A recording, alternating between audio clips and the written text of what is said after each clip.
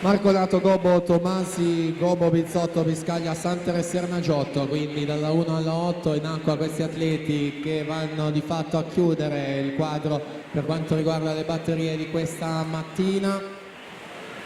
Rilevamento subito ai 50 metri, vediamo i passaggi. Bizzotto 24,87, Gobbo alla 2 25,34, Biscaglia 25,58. 75 metri ancora là davanti alla corsia 5 Bizzotto con Davide Gobbo che risale tantissimo in questo secondo tratto di 50 metri fino a mettersi là davanti in prima posizione. 51,86 il suo tempo, quindi di fatto quasi in negativo, 25,87 al passaggio con un ritorno a 25,99 per Davide Gobbo.